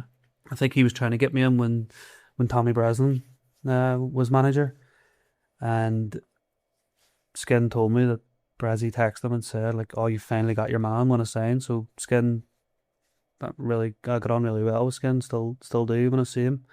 But I felt like I let him down. Like, he pushed to get me in. I was probably a big signing for him as well, and played 10 games. But Brazzy came in at the end of that year. Skin had left to go to Sligo, and I ended up playing the game for the last game of the season, and then that European playoff. The last game of the season, Linfield came to Cliftonville to win the league, and we were winning 1-0. We were flying. I think Daniel Hughes, we were at one point. He would have played with Dingo. He scored a header. No, I didn't actually. No? Let's not get on that. Oh, right, okay. That's another episode. That's your episode. That's replacement. Sorry, Dingo, if you're listening. No, we spoke about it. No, but so he scored. We're flying against Linfield, and then ball comes into the box in the second half. Peter Burke calls keepers. So yes, goalkeeper. I kind of hold Waterworth to protect Peter to come and punch or whatever. He then backtracks and shouts away, and I've got hold of Waterworth. The ball comes down to Waterworth's feet and he spins. Now, I let go. The referees give a penalty and sent me off. So I've got 14 appearances, right? I got sent off in two of them appearances. And then Barry Gray came in the next year. And no issues at all with Barry. I just don't think I was his type of player. Like, he was looking to go in a different direction. And maybe we had one sub appearance under Barry in the league. We were 5-0 up or something at the time as well, so I'd come on for 10-15 minutes. And then all the rest of the games under Barry, I was sub. Then my son was born in September. I took a day off, and that was me done out of the squad. Okay. So that was from September right through till January until I joined Barn. So a year and a half, 14 appearances. Terrible. So we took a day off? Because my son was born. So my son was born on a Thursday night leading into Friday. And I just said to him that wasn't feeling right to go to a match. Obviously, a baby's only here, and my wife probably needed me as well at the time. Not blaming her in any way, obviously. Like, I was there to try and help and do my best. I mean, you just had a newborn now. And I just said, look, I'm not feeling right at all to be part of the squad. And he was like, right, no problem, dead on. And that was it. It's me done. Cliftonville career over. Thanks, son. Thanks, bye. Appreciate it. No, I wasn't blaming my son now. I blame Colin. Shouldn't have been born. Only joking. He'll take that to the heart now. Yeah, he probably will. Listening. Don't let us. Don't be right. It's only a joke, son. In terms of that, though, it leads you into probably what I would say would be the best period of football, probably for you, which was going into Larne. Definitely, 100%. Like, championship season, you amass all-star team. It's a joke, and you're bringing Ben Tilney in from like MK Dons and Lee Lynch up from wherever he was, Blackburn or something, and Fudzer comes in, Jeff Hughes comes in. You're sitting going like Jeff Hughes played in the playoff at Wembley, and his next game was away to Knockbreda, which he's got beat. Wembley. No, we drew. He's like, we drew one each. Do you know what I mean? Like that was madness. Whenever you start hearing about people saying, you were like, this is nuts. Yeah. Well, me, Marty Donnelly and Kieran Caldwell signed all at the same time, all from Cliftonville. I think I think they reported there was a fee of like $5,000. I think Nice. 4,999 of it was for Marty and Marty. 50p for me and Tull. So that we all signed at the same time, but that was early on in the championship. They were bottom. They were still bottom of the championship when we signed. But I'm sure a couple of people have said it already, and you know you'll have experienced as well. But when you meet Kenny and Gareth and Tiernan, you just have that full belief that whatever they're telling you, that's going to happen. Yeah, Kenny could sell you snow and Eskimo. Like it's a whole different prospect. The way he engages you, he embraces you, he brings you in, and then and you're just like, you don't have. Do you know what helps? The money. Like, I'm not saying that the money that he gives you, but when you speak to somebody who's that wealthy and they tell you they're going to do something, you're like, yeah, he's back it up. This, so he's fully going to commit this, and you're like, this will happen. Yeah, and it did. Yeah, it did 100%. But there was no real talk of going full time either. Whenever we'd say we trained at Jordanstown University in an indoor hall the first night we were there. Mm-hmm. And we're kind of looking at each other going, what have we done here? Maybe it's not the right decision. But I'll fast forward there. We obviously play the rest of that season. Actually tell you, when we played away that we couldn't finish any higher than 7th because I think the league had already split or whatever. But we were away to Dergview, and you know what it's like down to Dergview, or 2.5 hours in the bus or whatever. But we drew, and Kenny rang Tiernan on the bus and went mental. He was like, the team that we've put together so far, going down to there. Now, no disrespect to Derby at all, but the team that we had should have beat them, like, regardless. And that was like the first kind of insight that you got of this is what it's like. He's serious here. Like, we don't do well. He's gonna let us know. So we get onto the bus and Tiernan's down the front of the bus on the phone to Kenny, and you just see Tiernan's face going. And then that message then gets relayed through Tiernan to us. One of the things I have to ask you about is the car schools across a 2-3 year period. So I've never experienced a better 4 months of a car school whenever this comes, but I haven't got to that stage yet because our car school was hilarious. But the first one that we were involved in? The first car school that I was involved in, supposedly there's no room in a van. Oh my God.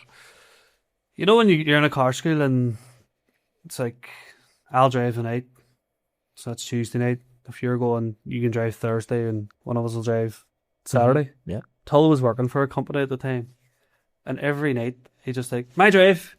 It's just it's just a work van, because he was getting his fuel paid for the work van or whatever. So every time he pulled up the Orchid, he just went, "Come on, in you get."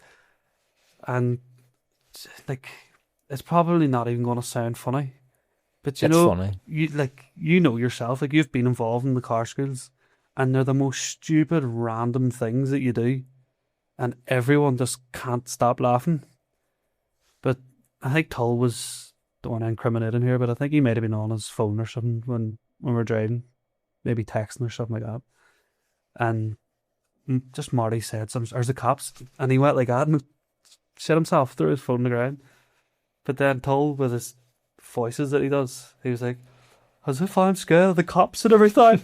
I started going like this here, like under the dashboard of the car. It was just all stupid stuff like that. And that was probably whenever I started coming out of Michelle and feeling comfortable with, because I was in a changing room at Cliftonville, and I was coming in there and it didn't make an impact. So not that I was quiet, but I was a lot more quiet than what I was at Larne.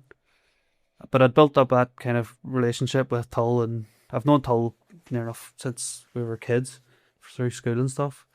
But I built up that relationship with Tull through Cliftonville, and then Marty through Cliftonville. So we just kind of carried that on into Larne. Whoops. But I just, some of the stuff. Like, did he drive you down one day and you and Marty were put in the back of the van? He's done so much stupid things that they all kind of roll in to one. He must have done. He used to you know the old classic of drivers in the car first, and you're going to get in and just drive off. Well, that was constant, and that's Just small. that's just all the wee silly stupid stuff. That's what I mean. He threw us in the back of the van one night. There was all stuff from his work. I think that's what it was. There was all stuff from his work on the front seats, and you're like, "What about these?" He's like, "Didn't you get?" He pulling up the Jordanstown University, opening the back of the van, jumping out. Ah, stupid. One of the best, as I say, one of the best things. Lauren became a real period for me where it was the first time that I actually, practical jokes became a massive thing for 2 years. Yeah. And people started to cost each other. It ended up costing money. People were then, like, cars were damaged. There was stuff that happened. And it was the maddest and funniest 2 years because you didn't know what to expect. If you went in the training late, something had happened to your stuff. And one of the best examples I can describe is you and Connor Mitchell fell out in training one day. Right. And you sprinted off the pitch after our cool down. And by the time we got into the changing room, you had Connor Mitchell's full tracksuit on. You had his shoes and his socks on, and you had the shower gel all over you, and you're in the shower washing yourself. And you waited on him to come in, but he didn't come in for like 25 minutes. And you stood in the shower. Skin wrinkled. Skin, like, and it just... Sweating, roasting. It just started, like, you probably began to escalate people's jokes. I think there was definitely worse than me. Like, I think that's a good part of football as well, though. Like, having a bit of crack and... Alright, sometimes you probably do step over the line a wee bit, but... There's a lot of things that happened to me as well. Like, I wasn't the one. No, like, you weren't the one just instigating it, but that was, like, there was obviously retaliation happened from that. And do you know what I mean? Do you know because of this, people then started doing things to Mitch. I'm blaming you. For me, sure, it had to be him. Sure. I can't remember that time he was in the shower with your clothes on. It was just all stupid stuff like that. Like, that happened a couple of times to other people doing it. So I don't know whether I was the first to do it, but it was definitely, like... I'm not saying this as if all the time at Larne was it wasn't a mess about. No, like, definitely. That's like you said, but you were the most professional. That was probably the most professional that I was. 100%. Training wise. Mm-hmm. But that's also probably the most unprofessional that I've been for mess about. Just people have been involved in changing rooms. They know what goes on. Starts off with like cutting people's socks, pull them on, and smack themselves in their face, or deep heating the boxers, or it just starts to escalate a wee bit more, and I think people cracked eggs and all in people's pockets, and just all the wee random stuff. One of the ones I have to talk to you about, because I spoke to Marty about, and you might know this story more than me, was Tiernan Lynch's big coat. Big coat? Do you remember that? I thought you were going to... Is this the big Wenger one? Yes. Aye. But I thought you were actually going to say something else. It was one of the funniest things. Is this about you getting locked out of your room in Marbella? No. There's a couple now. Oh, shit. But one of the funniest with Tiernan, like, you know what Tiernan's like. Tiernan's really professional. He has a bit of a laugh and stuff, but whenever it's time to work, he's completely focused in, which obviously he needs to be. He's manager of big clubs or whatever. But he used to come in and he used to talk about what they were going to do in training. And it was Marty had connected to the speaker, right? And Tiernan had his board for the pitch, and he's coming in saying, right, we're doing a DS warm-up starting here. But Marty had gone on to Google and typed in a message and hit voice note. So Tiernan starts saying, right, we're doing a warm-up. After warm-up, we're going to go in, we're doing a passing. And as soon as he starts to say about the possession drill that we're going to do, Marty hits play, and it just goes, okay, fellas, today we're going to do a 6 plus 6 plus 6 plus 6 plus 6. And it just kept going. And Tiernan was like, ha, like joined in, laughed. And he was like, right, turn it off. So he goes, right, lads, 6. And Marty, bang, same again. 6 plus 6 plus 6 plus 6. And you're just seeing Tiernan's face going, whoever it is, turn it off. About 4 days, Marty just sat in his pocket, just hitting play just all over the speaker in the changing room. And he was going mental. But that was another one for Tiernan. That was belter. Pre-season trip was good. we went to. Well, you went on both. There was two. So the first one we went to was Andorra, which I think just Barcelona. I think we flew to Barcelona and then travelled across by coach. And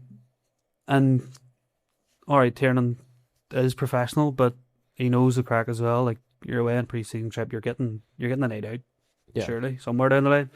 But that was brilliant because yes, we had this team full of stars basically for the championship, but that was the time where we properly bonded together. Like, not even drinking and stuff, but even like nights after training and like in each other's rooms, just getting to know people. I had no clue really about Jeff's personality or anything, or didn't know what he was like. But I remember sitting. It always seemed to be me and Marty's room, but I think there was about 14 or 15 of us in the room, just talking, having a laugh. No drink involved, because you're obviously training the next day. But that was brilliant for getting that bond together to go through. I think without that trip, we probably still would have won the league, won the championship. Probably, yeah. But I think it was good management from Tiernan and Seamus to kind of get us away, to get us together, learn a bit about each other off the pitch as well as on the pitch. It does so much going away as a team. Like, whenever we went the following year, we went to Gdansk. Yeah. And you had, 6 days? 5 days, 6 days in Gdansk. And I was in the middle of nowhere. There's nothing you could do. You couldn't go anywhere. And you just had to create your own fun. And Tim McCann on that trip was electric. Honestly, you loved that one. That was your first experience as well, wasn't it? I was you'd only saying that summer. And we all knew Tim was mad. Tim was brilliant. Tim's one of the best personalities. You said about personalities. Like, Tim's unbelievable. He's the best. That's why I always say, like, if you ever had a team and you want somebody to go, that in-between player. Yeah. That manager, but the coach, but the players. It's because he played as well, so he knows. He's the best. He's so good. And he had your back all the time. And sometimes, like that time in Gdansk in Poland, he just has your back a wee bit too much. The slip. I think he was actually going on to... He was going to help me. Because you had started something with some 6'8" centre-half or something. Not like you. A bit of pushing. Great tackle. There's a bit of pushing and shoving or so, wasn't there? I think it's more so as the tackle happens, you see him sprint. But he obviously just has a pair of trainers on. And there's a guy running down the line to kind of back that German fella up or whatever. And Tim takes off 2 feet in the air, just cuts him in two. So good. And it's like, where are you going? But I think that was one thing about the team was, I think every team's kind of similar, aren't they? But if there's something happens with one of your players, everyone just kind of bulls in, make sure everything's alright. I think every player on a football pitch knows that nothing's going to happen. Nothing's going to happen. Nobody's going to hit you a big dick in the head, are they? And that German guy would have annihilated me. He was 100%. I was like that, looking at him. But it was Timmy just run on, and that's the thing. Like, he's run on to try and back you up, settle it down. I would say he wasn't even in to grab somebody. I think he was just in to be like, "That's way up." Yeah. And he just complete slide tackles that fella. And he's 2-footed. If anybody can find the clip of that, it was on because you see Tiernan's face now being like, he's tackled the player. Like, we're that was probably a weekly thing though. Whenever he seen Timmy running, he's like, "Oh, so Timmy, what are you doing?" But what a trip. But then that started us, didn't it? But that's whenever we first properly got to know each other. Yes. And again, that's good management because you're away for 5 days. Like, even you look at Man United there, they had that break and they were away together. I think it's kind of invaluable. You get to see what people are like off the pitch, what interests they have. Do they have family? And people think footballers don't talk about stuff like that, but we're just people at the end of the day. Like, we talk about whatever comes up, and that was whenever me and you started kind of becoming close, best friends. Yeah. But it didn't stop raining near enough the whole time we were there. And again, the last day was the last day, and that was the day. How good was it last day? Not when it wasn't raining. So obviously we had the week training, played 2 matches, hard week, and I think we're flying home on Saturday and finished on the Friday. And you could rent the wee bikes from the hotel, and it was just right. Everyone on the bikes, get the nearest off license. And cycle for about 3 miles to get the off but license. remember, there was just, what was it? We were on the ground floor, but you opened your door and you were just on like a wee patio area, Mm-hmm. and there was just like 15 of us again, just sitting, 6 bottles Everybody. of Tyskie Everybody. in Well, the sun. Tiernan turned around and was like, everybody has to stop drinking at 6. And Aye, everyone was like, yeah. what do you mean? We've had a hard week. And he's like, yeah, top it. And he's like, and then Tim comes out about 7 o'clock and says to everybody, you're like, what are you What do you supposed do? to do? What do Arlie? you do? Like, So he actually probably done us a favour. We ended up right through. But that cemented your whole team.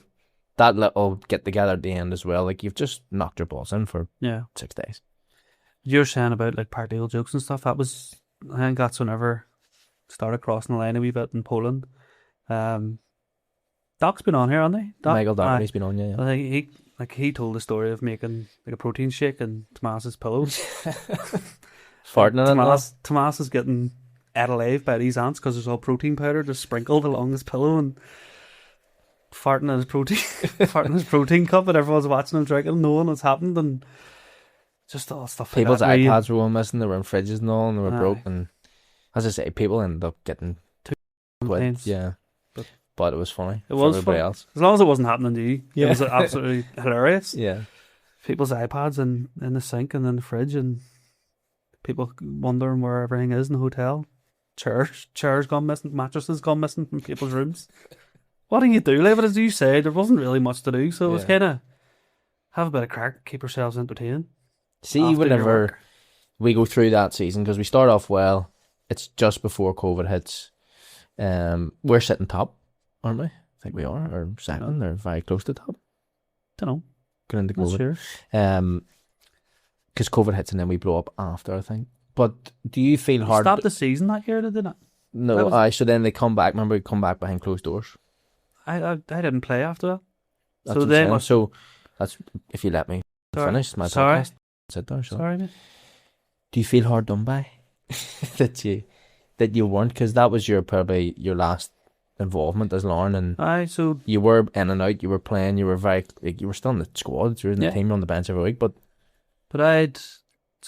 didn't Harry Flowers and Big Albert, I was a centre half pair. That was his main two. Mhm. Now it was kind of me and Shane McElhinney fighting it out for if one of them got injured or suspended to get in. Tomas got suspended. Remember, he'd headbutted. Like, it wasn't really a headbutt, but he got suspended for a headbutt down at Dungannon. And I'd come in and played right back for about 7 or 8 games in a Mhm. row. And I'd done really well, well. yeah. Really well. Like, I'd actually gone to Tiernan and said, look, contract's up at the end of this, because it was coming towards January. And I'd just come off the back of that kind of run in the team and said to him, like, I've done well there. What's the crack next year? Am I getting another deal or whatever? And he was like, yeah, we're going to speak about it more towards the end of the season. And then didn't really play. Tomas is unbelievable, right? Tomas Unbelievable, is yeah. probably the best right back in the Irish League ever. probably really. yeah, 100%. But he'd come back in, even though I'd done well. He was straight back in. It's Tiernan's son, Seamus' son at the end of the day, like, you know that. So adopted Had to get that in. 100%. I couldn't come on here and not say it. Like, 100%. but he came straight back in, and again I didn't really play, but I played the last game before COVID against Glenavon, and we'd won 1-0, and then that was it, season done. And I think June, the Tiernan called me down in the Denver and just said, look, we're not going to be offering you a deal. And he actually said, like, were you expecting it? And I looked at him and was like, no, I thought I was going to stay. I thought I was ready. Like, I thought I was done well enough to stay in the games that I played. But I think they had just gone in a different direction. Like, Josh Robinson came in, a couple of others, I can't remember who, but a couple of others then had signed to come in and play centre half. But that was me. Not that I felt hard done by. I said to you before, like, I'd done everything training wise Mm-hmm. that I could do. Yeah. And if I didn't get kept on, I can't look back at it and go, well, I was lazy, I didn't train hard, or because, like I said before to you, me and you were in the gym Every other day. every Every day, near yeah, enough. near enough Training. every day, and I was staying out and doing extra runs because I wasn't playing, doing extra fitness and stuff. So at least I can look back at then and go, right, well, I've done everything that I could, and Mhm. obviously it just didn't work out for me, which is fair enough. You still move, so you go from there. You have a very brief stint at Belfast Celtic. I went to Belfast Celtic and it was literally up the street from the house. You've 5 minutes. you've one appearance. One appearance. And In it and was the out. most mental appearance ever. Right? It was 5 each Okay. at home, the chimney corner, I think it was. Right? It was mental. We were 5-1 up or 5-2 up, something. A couple of goals up anyway. And I'm saying to all the boys, like, just sit back here, the game's done, game's over. And we attacked, and I looked and I just seen the right back away, left back away, 2 centre midfielders were in the box, and it was me and Big Mark Clark, me and him, 2 centre halves, with 4 players standing up front. I go, what are you doing? They scored. Next thing, same thing, right back away, left back away, 2 centre halves. I'm going, what's going on? Who's the manager, Macker? Mackers was the manager, and I actually think Mackers was saying, "Let's What are you doing? chill out here, like Yeah. 5-2 up, 5-3 up." And I was just mad. But then COVID kicked in again, and they stopped. The only football that was being played was the Premiership, so I think they just stopped everything. We actually went out. There was one other game, but I was sub for it. He dropped me the week after. No wonder you came back from 5-1. I agree. I should have been dropping. But we went away. I think it was like some team just outside Ballymena. I can't remember which one it was. Can't remember. Anyway, but Ballymoney maybe. And Rory Patterson had just signed. Rory Patterson scored 5 or something in the first game. But he For dropped. Belfast Celtic? Aye. Okay. But he dropped me and Daniel Hanna. You know Daniel? Yes, yeah. Aye. He dropped me and Daniel. And we travelled up together as well. 2 of us in the car, bomb squad. Drive back again. Drive back. Melted. And he had just said that's him. He's not playing anymore. He was 34, 35 at the time as well. But he brought himself on, Mackers. He named himself on the bench, and then he brought everybody else on, bar me and Daniel. Manager put himself in it. I said, what's the crack there? Like, in a laughing way, like a couple of weeks later or whatever, and he was like, I just couldn't decide between which one he is to put on, so I just thought I'll just fire myself up. Like, good man, Mackers. Sweet, now we're not coming back. Appreciate that. But that was, the season stopped after that then, and then that leads you on to Carrick. What was that like? It was good, obviously, to be back. 2021 would have been Sturdy, no? No, Niall Curry, Niall Curry, okay. Cliffy, John Mack. So that was good because there was no relegation that year, and if there was, we probably would have went down. We conceded I think we conceded because I met Sturdy. You're not doing yourself any favours here. Don't mind. Look, I'm honest enough. But I'd met Sturdy at the end of that season because my contract I'd only signed like till the end of that year, and Sturdy was like, "Look, I don't know about coming back in. Like, you can come back in, but there's no guarantee of a contract." And I was like, right, fair enough. And he was like, it's just conceded like 83 or 93 goals or whatever it was. I was like, right, okay, I understand that. The whole team game here, Sturdy? No, I kind of was a bit embarrassed whenever it said. I was like, oh shit, maybe you're right, Sturdy. But at that time under Niall's obviously he's just left. Yeah, Portadown just too. left Portadown there, but really experienced within Championship and obviously getting promotions with teams, and it was a kind of style of football that I had never really played before. So we had like a sitting midfielder, a box-to-box midfielder, and then a number 10, and it was always 3 at the back where your wing backs were kind of pushing on, or you were sitting sometimes at a 5. So it was good to experience a bit of a different kind of managerial style or play style. But yeah, ultimately it didn't really work out because if relegation had been on the go, we were down. Yes, we were down. Yeah. That leads you on to Ballyclare. Yeah. I just wanted to keep playing. Just, whenever, like, I was only 30, 31 maybe as well. So I was still young enough. I still thought I could do a decent job for somebody. And I met Paul Harbinson. Did you see Ballymena? Yeah, he's a Ballymena, yeah. One man, yeah. So and yeah. Gareth Moody would have been there, no? Gareth, Yeah, and then Craig one man, McLean as well. Right. You play Crusaders with Craig? No, he would have He's left. too old for me. Yeah. But they were there, so had a really good meeting with them. Really liked what they said. Money wise was basically getting nothing. Yeah. Covering petrol money basically. So like football's never really been about that for me, to be honest. Like I've never really worried about what you're getting. If you're kind of same good one. But yeah, so just decided that I thought that was going to be a real good move for me. Started off Ballyclare really, really well. I think we'd won the first 3 or 4 games of the season. every single time that we had a chance to get to the top or kind of put pressure on somebody else, stretch away from somebody, just couldn't get over the line with it. I was like the most experienced player there. The team was a couple of good players. Gary Donnelly was there, Joe Tully was there, a couple of good local players coming through from Ballyclare as well. Liam Hassan, flying now at Bangor. Yeah.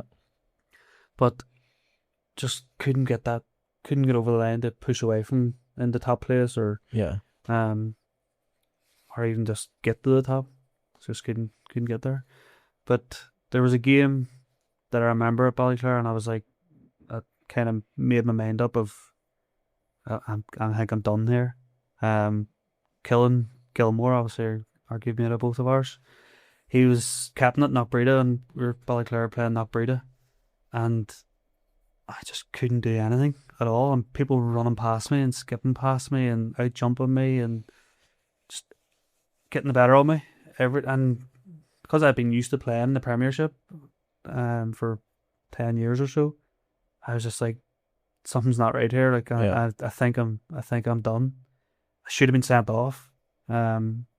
Smashed Big Ethan Devine on the halfway line. He just got up and looked at me, and another time down the line, somebody else had skipped past me and I took them down.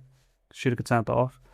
Referee didn't send me off for whatever reason, but after that, that was in November, and by February I'd stopped. Right.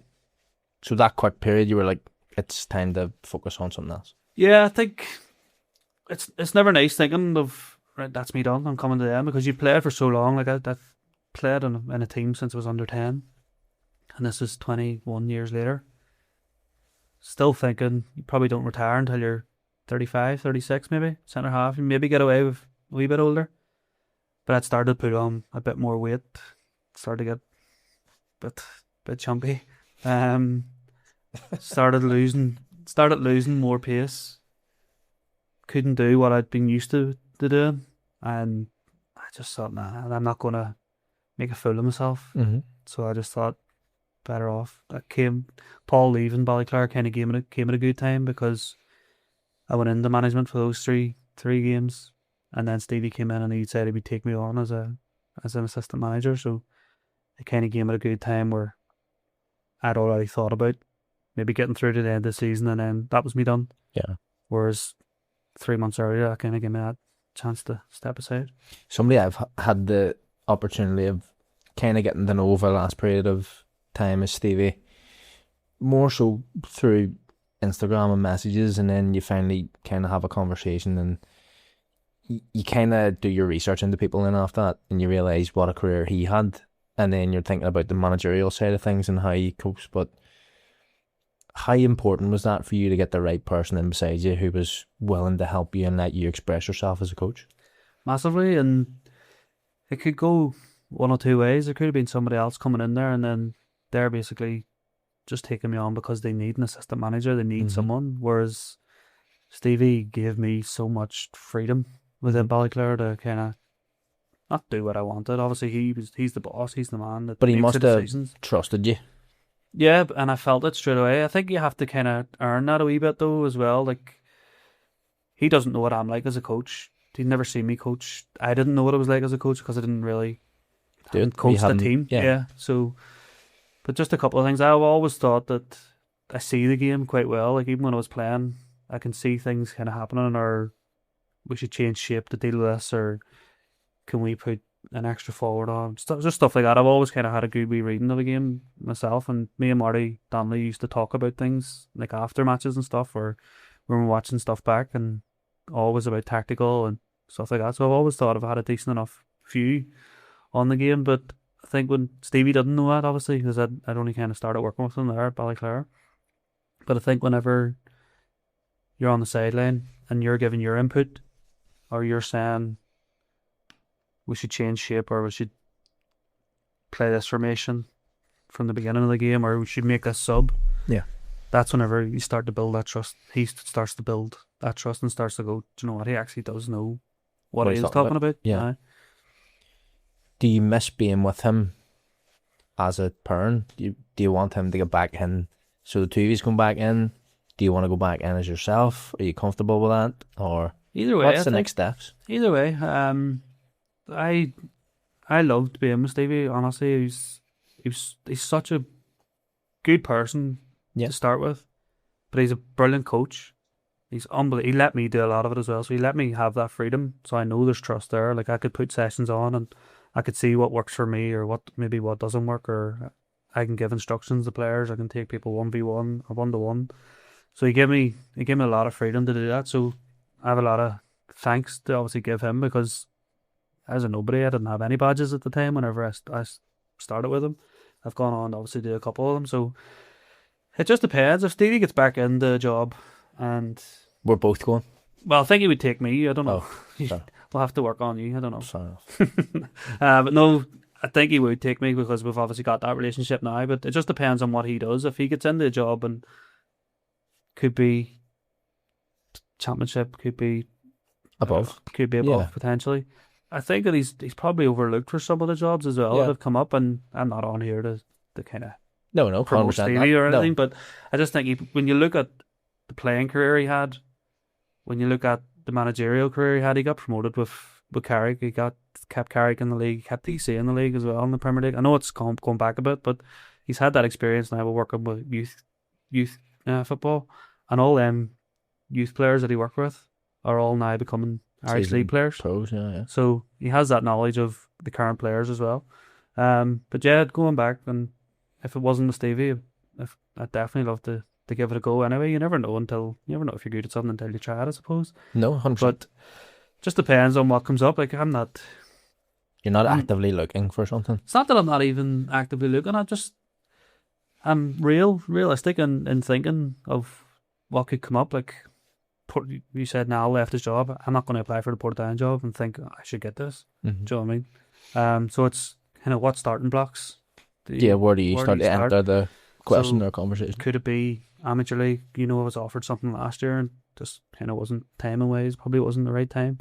Could it be amateur league? Could it be PIL? Could it be championship? It just depends on whatever it is. And I suppose if something comes up, I would go for it if I thought it was interesting, and it would be up to me whether I got it or not. I suppose do well in the interview and see how it goes in, see how well you sell yourself. I suppose.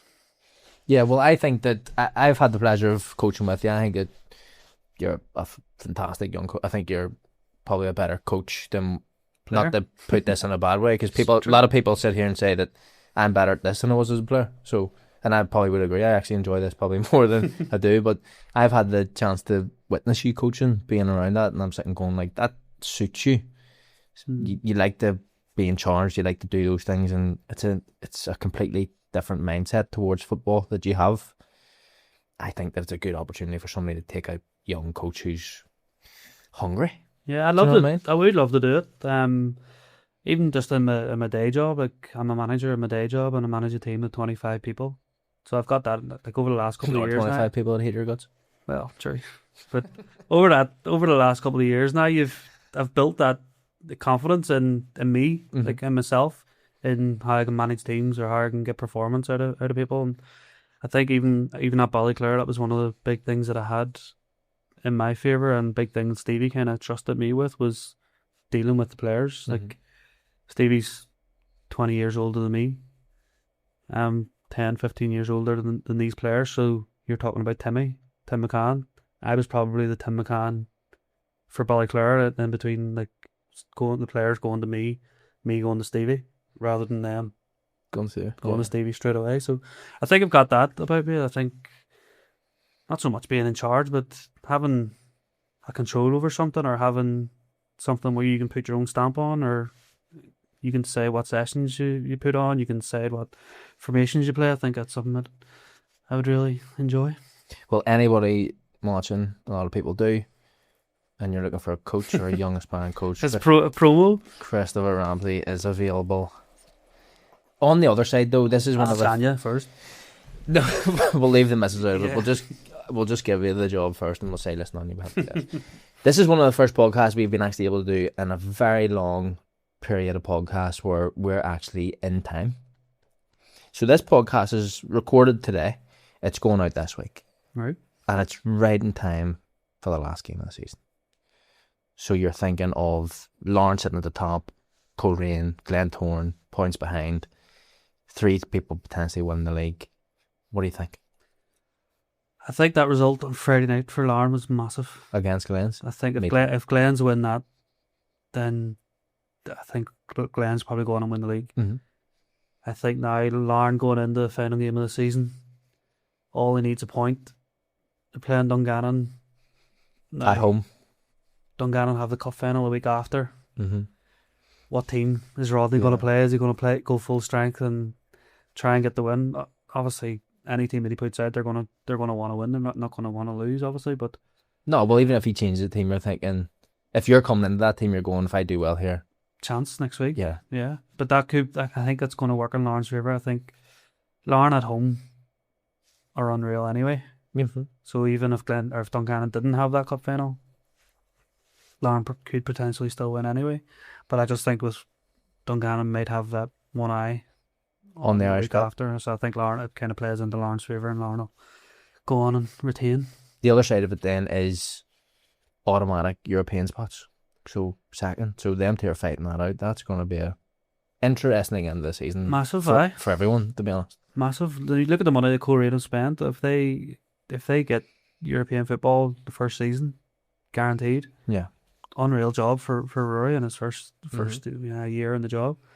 I guess they're level on points as well, aren't they? So level coming down the goal difference depending on they play each other. Sorry, don't they? Yeah. They play each other. So it's an unbelievable game to be honest. Unreal. No, I don't know. I think maybe with Glens not winning last week, maybe they might be a bit disappointed. Could go against them. Maybe Coleraine sneak that one. Coleraine get into Europe automatically. They've 2 ways into Europe as well. They've obviously got the cup final the week after, so I don't think Coleraine will have as much of an eye on the cup final. I think they'll be focused on trying to get that second spot first. Because anything can happen in that cup final. If they start to prioritise that, they could end up losing, and then they've just wasted a chance to get second. But no, I think Coleraine will pip that one. On the flip side, Glenalvon relegated already. Yeah. I mean, Mick O'Connor's went into a job that was pretty much looking like it was doomed from day one, and he's gave it an incredible effort. Unbelievable. He's manager of the year as well, nominee. Fully deserved as well when you look at where they came from, and where they are now to be in with a fighting chance. I thought they would have done it. I thought they had momentum. So did I. Whenever I watched the game they played against Larne, I done the commentary. Well, no, they beat. Larne beat them 3 down there, and I was asked the question, what do I think? And I was like, I think Glenalvon are too strong. I thought Crusaders, to be honest, with the amount of players, Scottish and people who weren't from here, I was thinking, do they down tools? Are they thinking they're getting relegated? It's a tough house slog. And in fairness to Dackie, he's managed to somehow get every last ounce out of people. And I did think they were down, but fair play to him. I think it was because Glenavon played them the last game before the split started, and Glenavon beat them at Seaview. Yeah. And that's whenever I thought they're catching them here. They're definitely going to ride that wave. Crusaders have just been beat there. They've been that far ahead. The Glenavon were 14, 15 points behind or so, weren't they? Mm-hmm.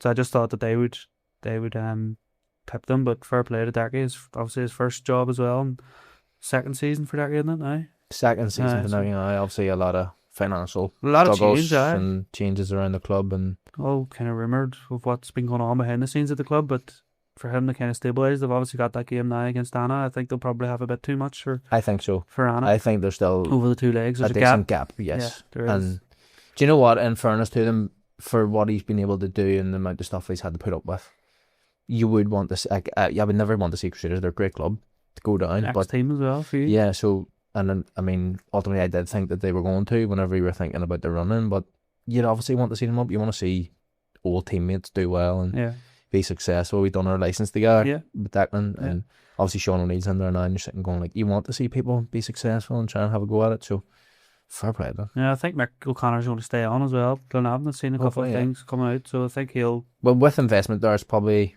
a good place for him to stay and come back up. But no, Dackie, to be fair to him, you thought they were kind of going. I thought they were going. Yeah. So for them, over the last couple of weeks, they beat Portadown 4, and then to go away to beat Glenavon at home as well. It was a massive result. So yeah, fair play to him, Ogres, Davy Rady. Yeah. Anybody else there? No. Big Chicken was in there at one stage. I think he Chicken's was head of the involved. academy or something. Yeah. The head of the academy. That's not nice. What? See what you did there. What? You leave Big Chicken's my mate. You leave Big Chicken on Would you? it.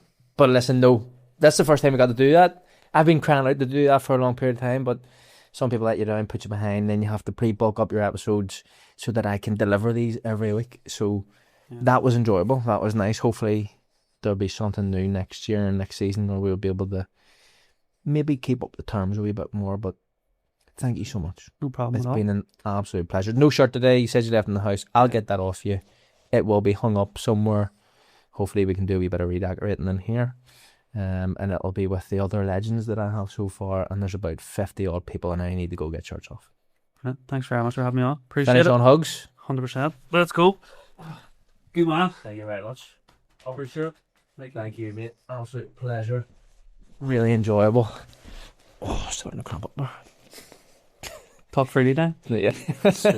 Let that got out. Join us next week on the On the Spot Football Podcast for yet another fantastic guest. It's an absolute pleasure to do these. Tune in next week. See you soon.